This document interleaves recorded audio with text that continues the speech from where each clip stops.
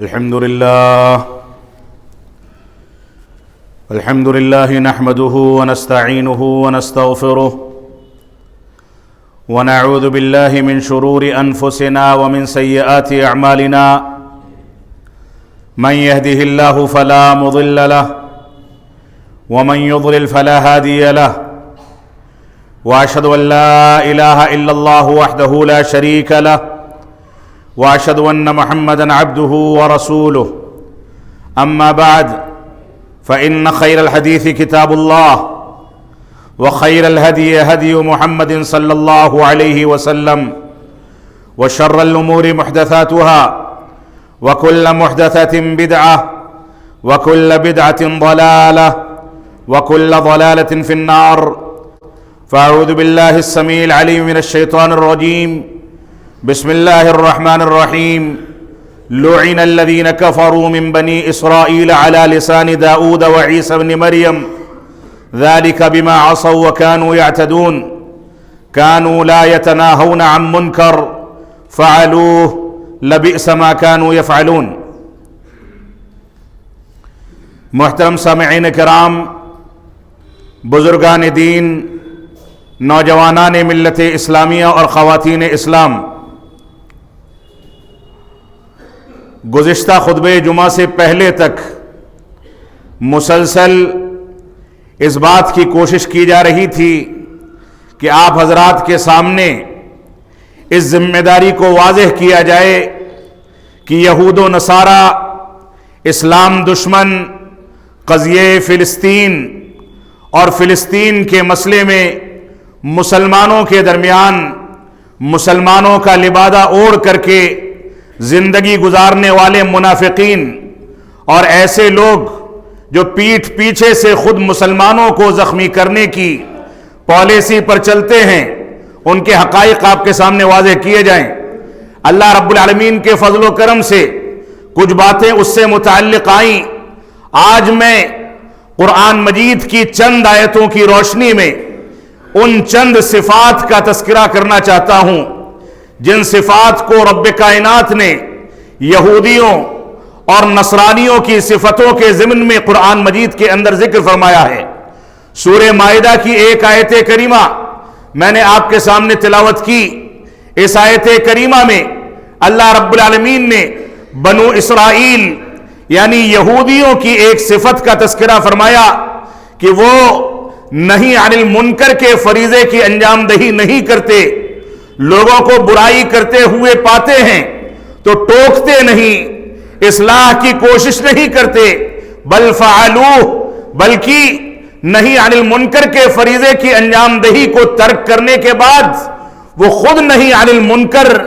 کے جو تقاضے ہیں اس کو تو ایک جانب رکھتے ہی ہیں اور منکرات میں خود مبتلا ہو کر کے منکرات کو فروغ دینے کا کام کرتے ہیں۔ آج بنیادی طور سے جب ساری دنیا میں اس بات کا واویلا ہے کہ اسلام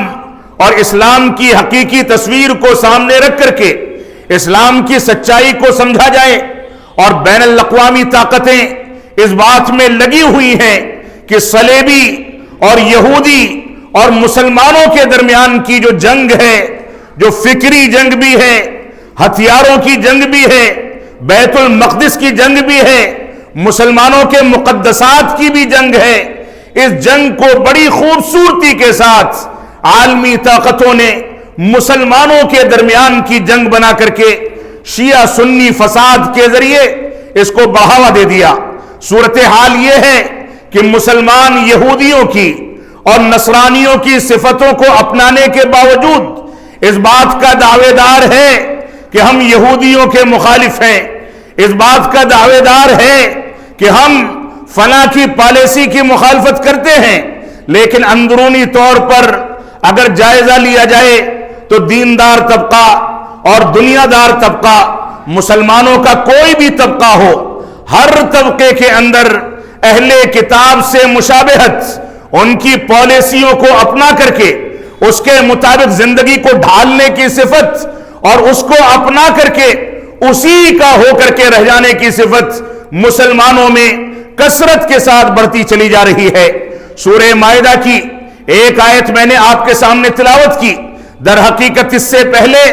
اللہ رب العالمین نے بنو اسرائیل کا، نصارہ کا، یہود و نصارہ اور اہل کتاب کا تذکرہ کر کے ان لوگوں کی بعض صفات کا تذکرہ کیا ہے. میں اس تفصیل میں نہیں جانا چاہتا، لیکن سورہ مائدہ کی آیت نمبر 72 سے 82 تک کا مطالعہ کیا جائے. اللہ رب العالمین نے سب سے پہلے فرمایا کہ ان عیسائیوں نے عیسیٰ علیہ السلام کو اللہ کے مقام پر بیٹھا دیا، اللہ بنا کر کے پیش کر دیا. عیسیٰ علیہ السلام کو اللہ رب العالمین کا بندہ اور اس کا رسول ماننے کے بجائے ان کے بارے میں مبالغہ آرائی اور غلو سے کام لے کر کے ان کو اللہ رب العالمین کے درجے پر بیٹھا دیا. جبکہ عیسیٰ علیہ السلام اپنی قوم سے روتے رہے، گڑ گڑاتے رہے، ان کے سامنے وضاحت کرتے رہے کہ اللہ رب العالمین کے علاوہ کسی کی عبادت جائز نہیں ہے. توحید کے مطابق چلو، توحید کے تقاضوں کی تکمیل کرو اور میرے بارے میں مبالغہ آرائی سے کام نہ لو. اور اسی کے بعد رب کائنات نے فرمایا کہ ان لوگوں نے اللہ رب العالمین کے ساتھ شریک ٹھہرایا. لہذا رب کائنات فرماتا ہے انہ من یشرک باللہ فقد حرم اللہ علیہ الجنہ ومأواہ النار وما للظالمین من انصار. اللہ رب العالمین نے فرمایا جس نے رب کائنات کے ساتھ اس کی ربوبیت میں، اس کی الوہیت میں یا اس کے اسماء و صفات میں کسی کو شریک ٹھہرا دیا، چاہے یہ یہودی ہوں، نصرانی ہوں یا آج کے دور کے کلمہ گو مسلمان جو قبر پرستی کے نام پر غیر اللہ کو رب کائنات کے ساتھ شریک ٹھہرا کر کے کسی کو مشکل کشا، کسی کو حاجت روا، کسی کو مشکلات کو دور کرنے والا، کسی کو دعاؤں کو سننے والا، کسی کے قبر کے طواف کے جواز کے قائل ہو کر کے غیر اللہ کو اللہ رب العالمین کا شریک ٹھہراتے ہیں. تو گویا یہ صفت اختیار کر کے مسلمانوں نے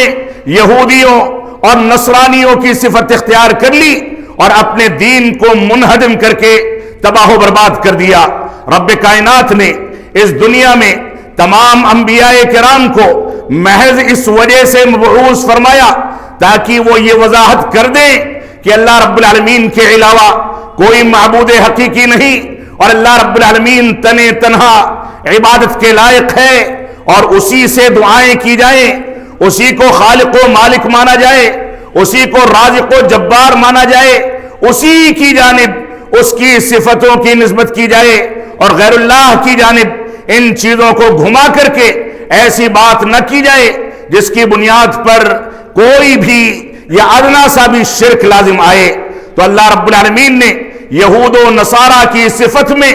بنیادی طور سے ان چیزوں کا تذکرہ بار بار کیا ہے کہ ان لوگوں نے اللہ رب العالمین کے ساتھ کسی کو شریک ٹھہرا دیا، غیر اللہ کو اللہ کے مقام پر لا کر کے بیٹھا دیا. اسی وجہ سے رب کائنات نے فرمایا جو اللہ رب العالمین کے ساتھ کسی کو شریک ٹھہرائے گا تو وہ جنت میں داخل نہیں ہو سکتا، اس کا ٹھکانہ جہنم ہے اور یہ بہت برا ٹھکانہ ہے. انہی آیات میں اللہ رب العالمین نے آگے فرمایا کہ یہ بنو اسرائیل، یہ نصرانی، یہ عیسائی، ان کا ایک عقیدہ یہ ہے کہ یہ کہتے ہیں کہ ان اللہ ثالث ثلاثہ، کہ اللہ رب العالمین تین چیزوں کے مجموعے کا نام ہے. عیسیٰ علیہ السلام، ان کی والدہ مریم علیہ السلام اور اللہ رب العالمین یہ تینوں ملا کر کے ایک خدا بنتے ہیں اور رحمتیں نازل ہوں. شیخ الاسلام علامہ ثناء اللہ امرتسری رحمت اللہ علیہ پر جب ان کے سامنے یہ شبہ رکھا گیا عیسائیوں کی جانب سے کہ اگر رسول اکرم صلی اللہ علیہ وسلم کی عمر یا آپ کی طاقت 10 مردوں یا بعض روایات کے مطابق عام لوگوں سے زیادہ تھی تو عائشہ صدیقہ رضی اللہ تعالی عنہا جو کہ 9 سال کی عمر میں بلوغت کے فوراً بعد رسول اکرم صلی اللہ علیہ وسلم کے پاس رخصت ہو کر کے پہنچی تو ایک چھوٹی عمر کی عورت رسول اکرم صلی اللہ علیہ وسلم کی جو عام طاقت سے زیادہ طاقت ہے اس کو مباشرت اور ہم بستری کے وقت کیسے برداشت کر سکتی ہے؟ یہ عیسائیوں کا شیطانی دماغ تھا، جس کا جواب انہی کے جواب سے ماخوذ حاضر جوابی کے نتیجے میں شیخ الاسلام علامہ ثناء اللہ امرتسری نے دیا۔ فرمایا یہ بتاؤ کہ تمہارا اعتقاد رب کائنات کے بارے میں کیا ہے، تمہارا اعتقاد عیسیٰ علیہ السلام کے بارے میں کیا ہے، تمہارا اعتقاد مریم علیہ السلام کے بارے میں کیا ہے۔ جب ان لوگوں نے کہا کہ مریم عیسیٰ کی ماں ہیں اور رب کائنات عیسیٰ کے باپ ہیں، تو فرمایا رب کائنات کی طاقت کا اپنے اعتقاد کے لحاظ سے خلاصہ کر دو کہ اللہ رب العالمین کی طاقت کیا ہے۔ جب یہ کہا گیا کہ اس کی طاقت لامحدود ہے، تو فرمایا جب ایک لامحدود طاقت کو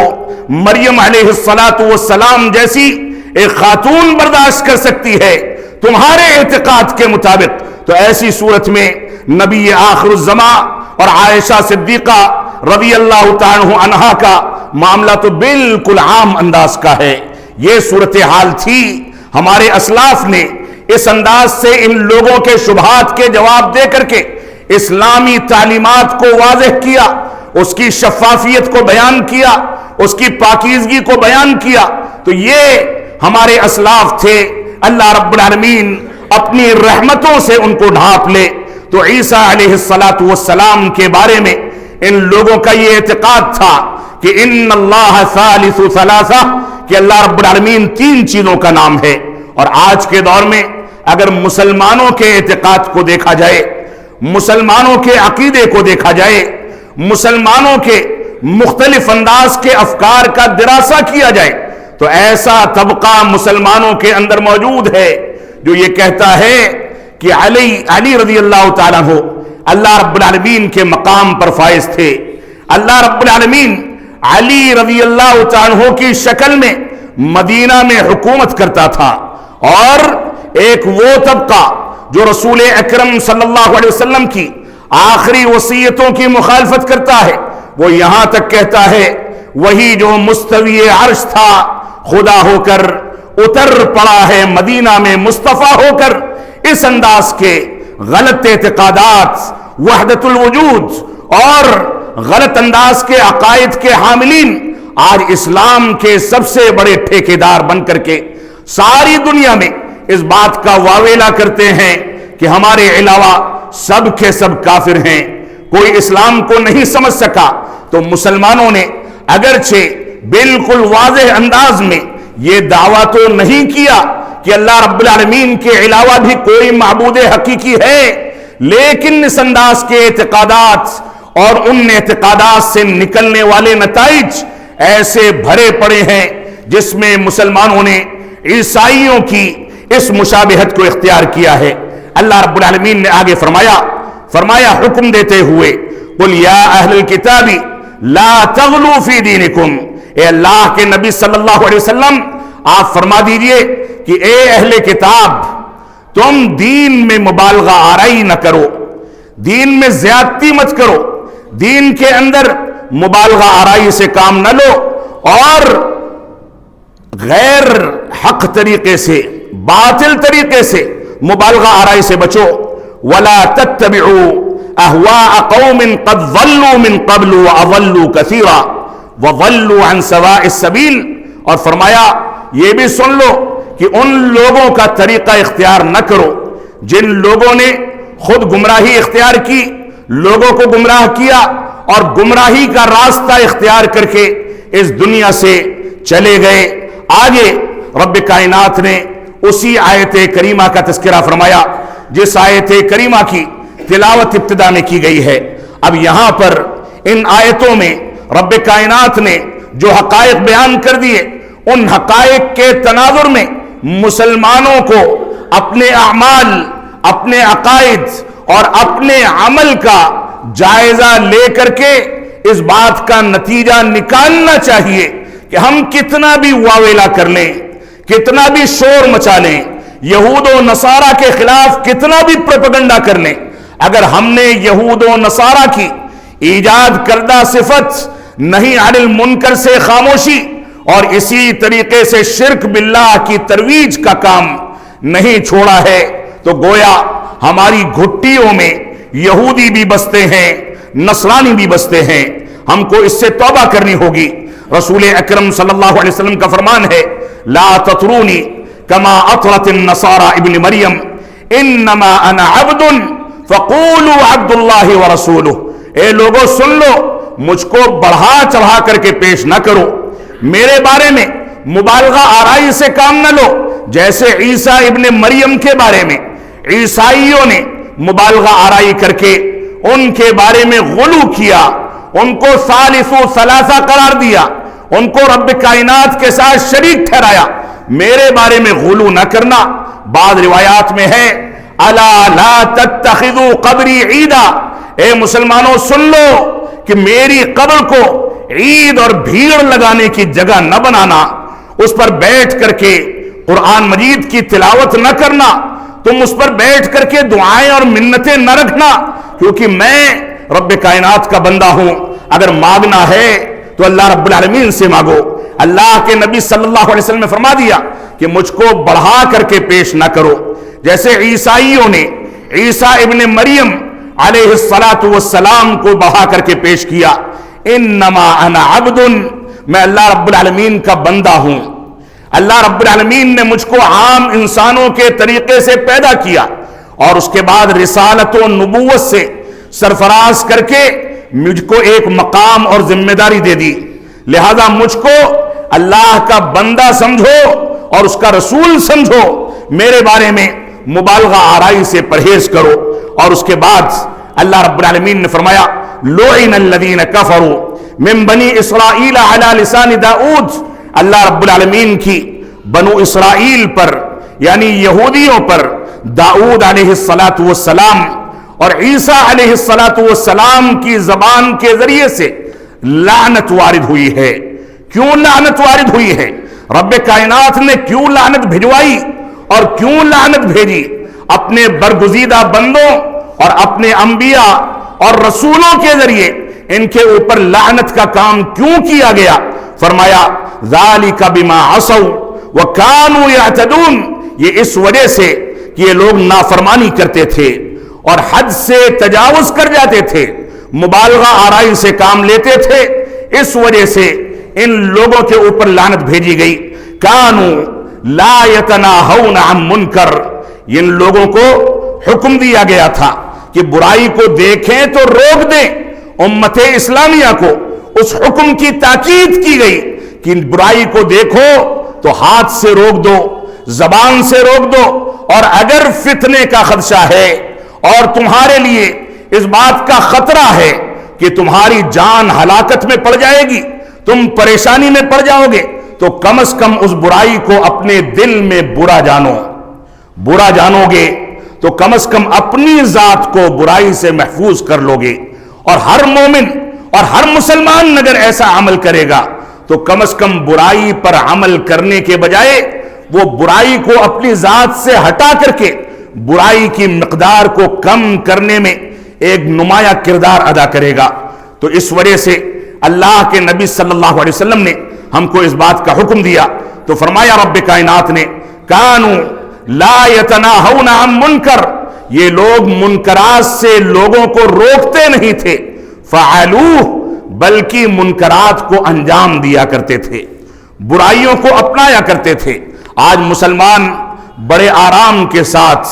ایک کیمرہ لے کر کے بیٹھ جاتا ہے، نہ علم کا خلفیہ ہے، نہ قرآن و سنت کی گہری معلومات ہے، نہ کسی فیصلہ کرنے کی طاقت ہے، نہ کوئی فیصلہ کن بات کرنے کی صلاحیت ہے، نہ قرآن و سنت کے تقاضوں کو سمجھتا ہے، نہ صحابہ کرام کی طرز زندگی کو سمجھتا ہے، اور بڑے آرام کے ساتھ وہ نکل کر کے دنیا کے اوپر اس انداز کی باتیں، اس انداز کی باتیں، مسلم حکمرانوں کے اوپر لعن طعن کی پالیسی اختیار کر کے نہ جانے کون سی مبالغہ آرائی اختیار کرتا ہے۔ لیکن اگر دیکھا جائے، اس کے گھر کا جائزہ لیا جائے، تو اللہ کی قسم،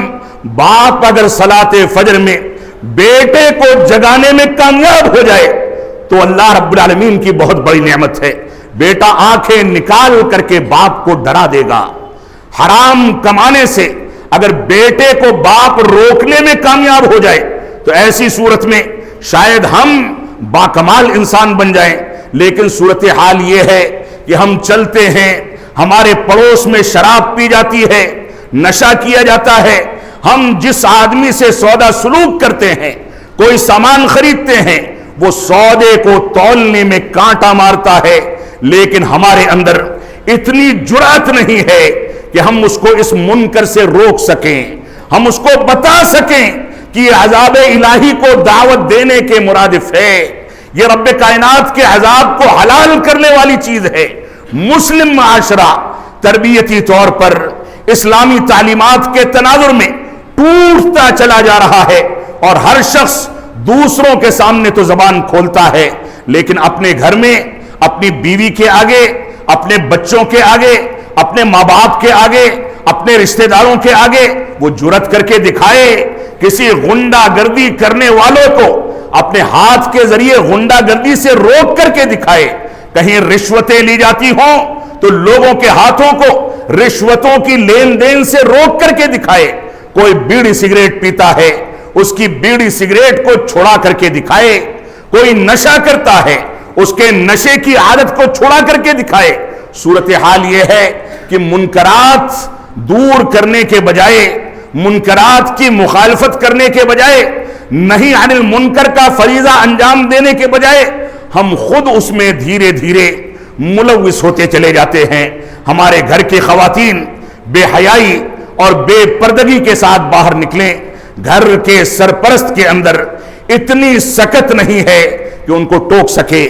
شادی بیاہ میں فضول خرچی کر کے بچوں کے ساتھ ناانصافی کی جائے، لیکن ہمارے بڑوں میں اتنی ہمت نہیں ہے کہ فضول خرچی سے ان شادی بیاہ کو پاک کر سکیں، معاشرے کو پاکیزگی عطا کر سکیں۔ تو ہم نے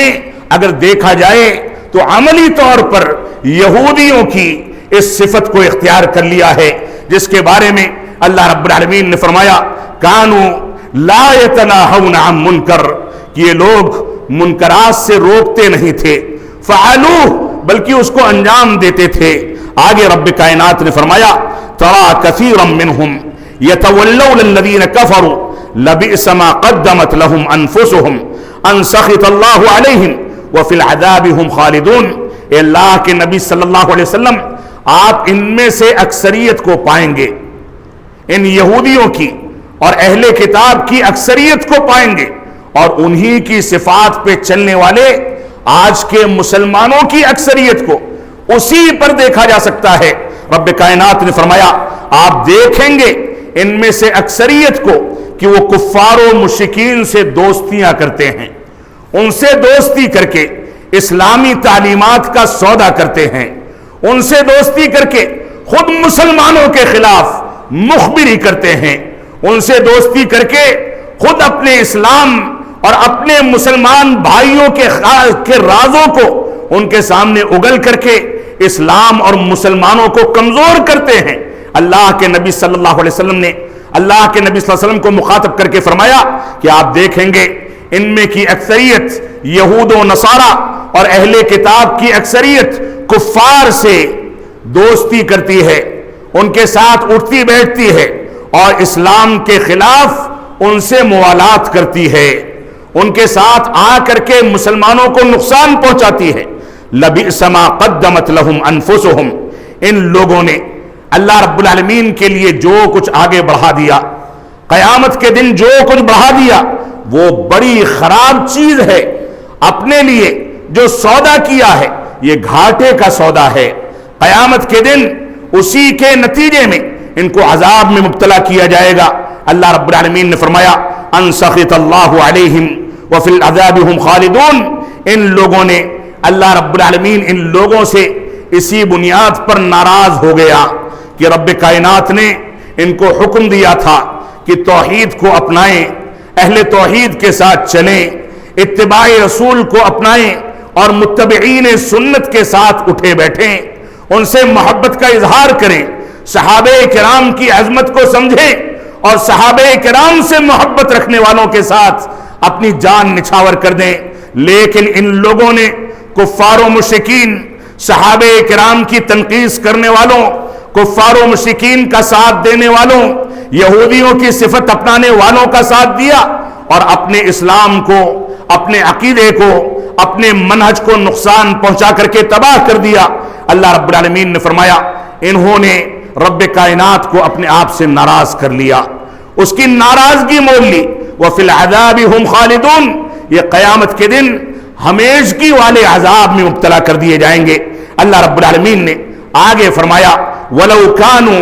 युमिनून बिल्लाहि वन नबी वमा उन्ज़िला इलैहि, अगर ये लोग अल्लाह रब्बुल आलमीन पर ईमान लाते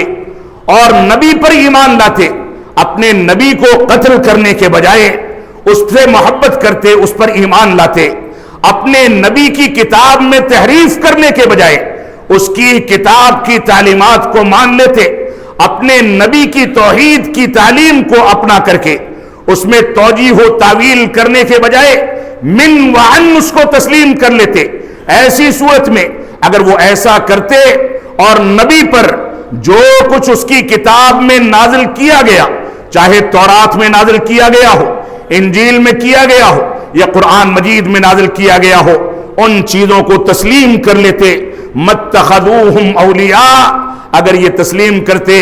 तो इन काफिरों को अपना दोस्त न बनाते, इन काफिरों से मोहब्बत व उल्फत का इजहार न करते, इन काफिरों के साथ मिल करके अहले इस्लाम के खिलाफ साजिशें न करते, इन कुफ्फार व मुशरिकीन का ताउन न करते। और उसके बाद फरमाया वलाकिन्न कसीरम मिनहुम फासिकून, इनमें की अक्सरियत ऐसी है जो फासिक है, फिस्को फजूर को अंजाम देने वाली है, रब्ब कायनात के दीन से सरकशी और बगावत इख्तियार करने वाली है। अल्लाह रब्बुल आलमीन ने आगे फरमाया लतजिदन्ना अशद्दन नासी अदावतन लिल्लज़ीना आमनुल यहूद, अल्लाह के नबी सल्लल्लाहु अलैहि वसल्लम आप देखेंगे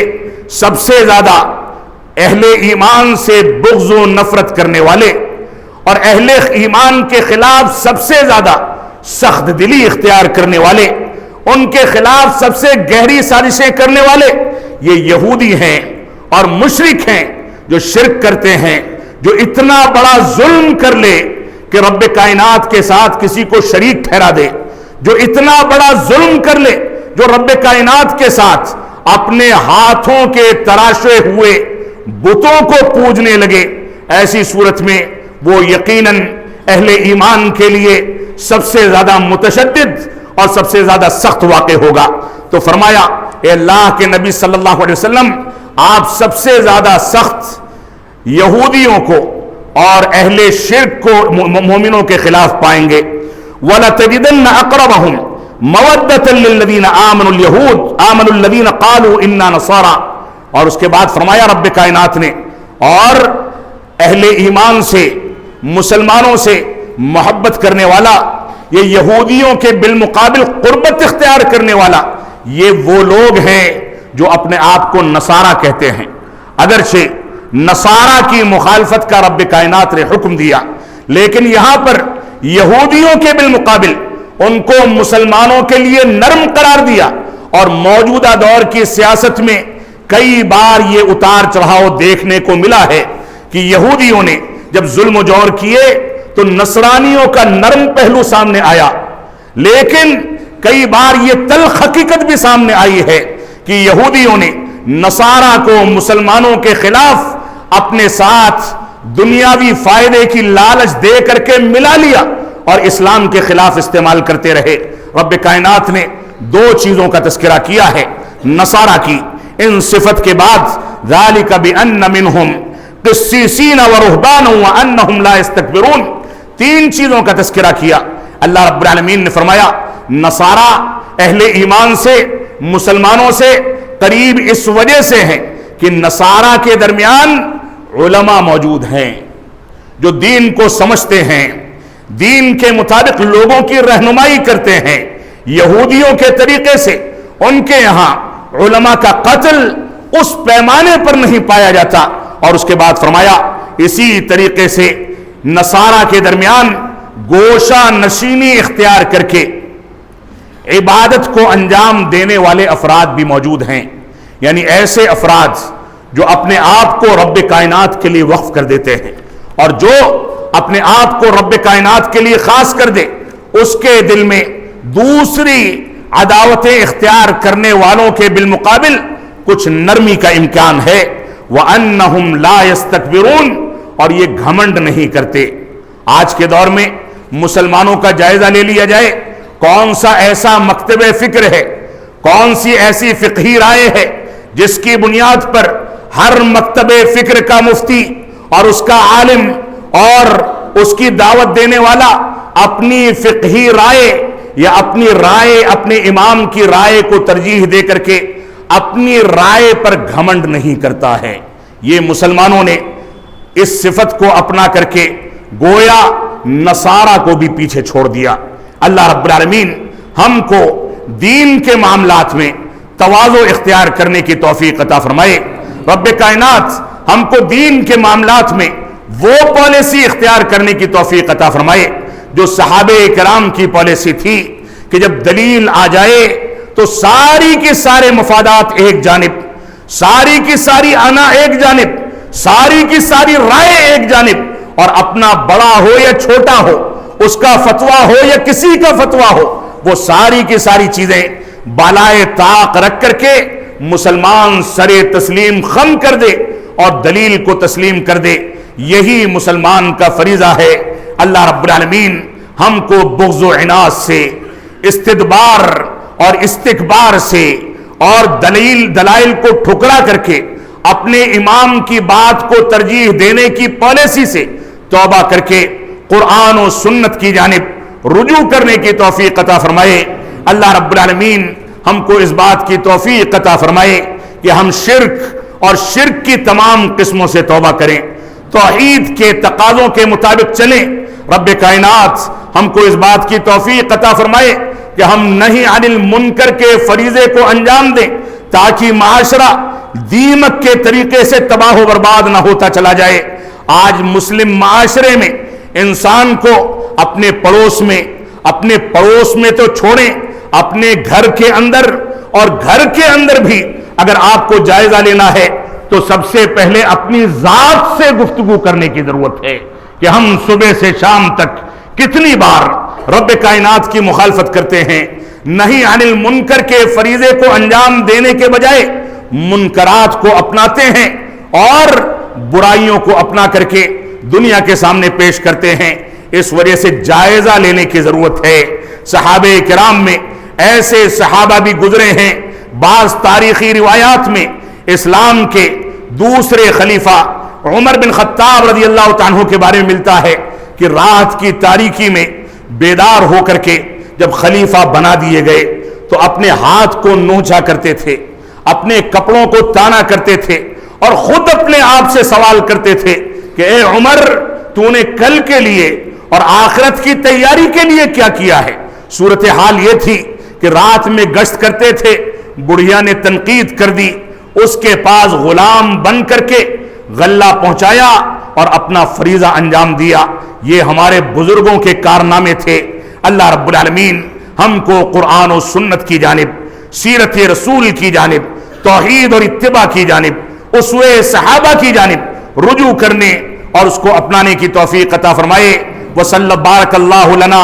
ولکم فی القرآن المجید ونفعنی وإیاکم بالآیات والذکر الحمید انہ تعالی جواد